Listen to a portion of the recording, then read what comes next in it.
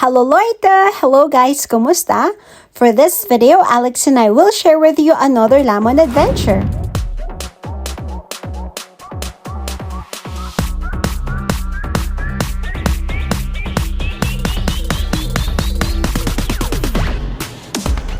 You know. If you'd like to be part of the adventure, then please keep watching. But before we start, please subscribe to our channel for more alpha adventures. Los Gates!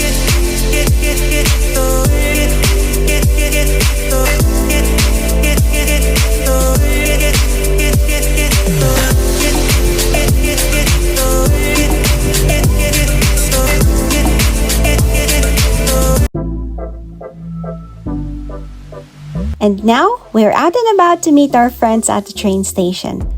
We decided to visit Olympia Park first to take a stroll and unwind. Good thing, the weather on that day was beautiful.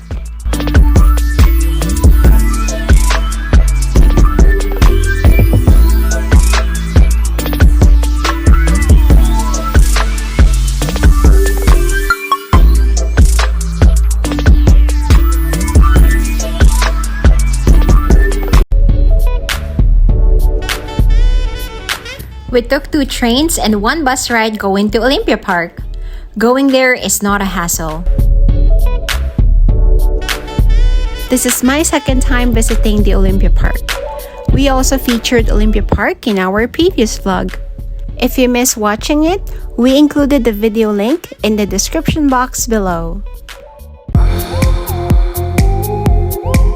Olympia Park stands out compared to many other Olympic sites because it is usually being visited by many people every day, both locals and tourists.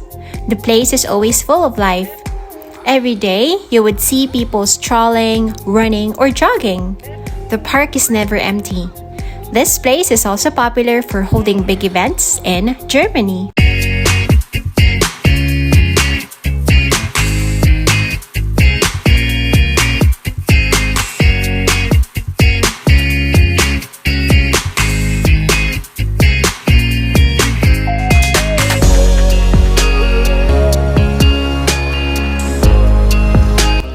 This is also a perfect hangout for beer and fries.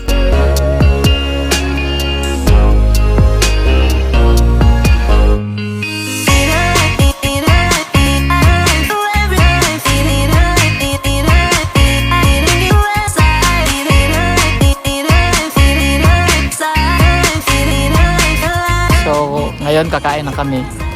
Yes, we'll take you with us to June Restaurant and join us for our mini LAMON adventure. Our friends invited us to try out food at June Restaurant.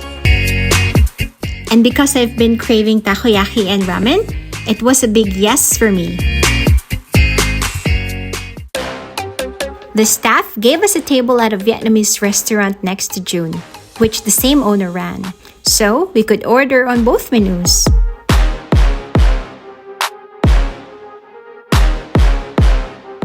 We ordered takoyaki,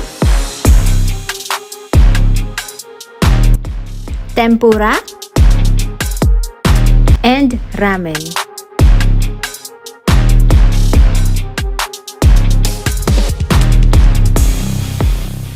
So now, let's try their food.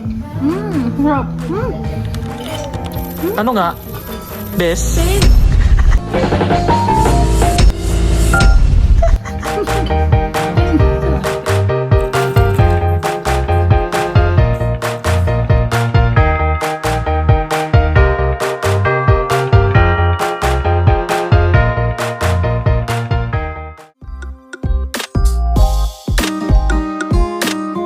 Overall, it was a great experience.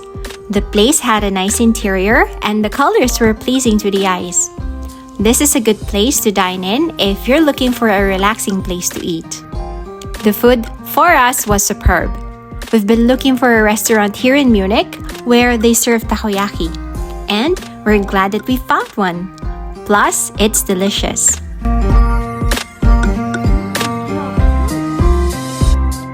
We will definitely go back here soon.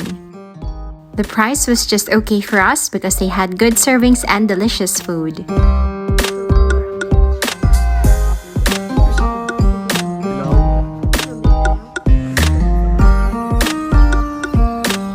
June also serves other Japanese cuisine.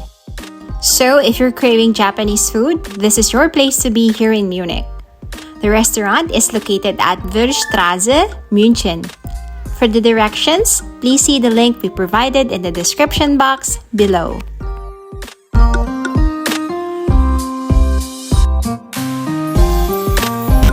Bulog ka man. Super. Kumusta yung ano mo experience? Masarap. Yung ramen tsaka yung takoyaki. Sarap, no? Oo. So Tsaka far yun na yung- yung best na Nakainan. takoyaki nakain natin dito. Yun pa lang kasi nakainan natin dito ng takoyaki. Pauwi na kami ngayon dahil busog na kami. Super busog. Busog na busog.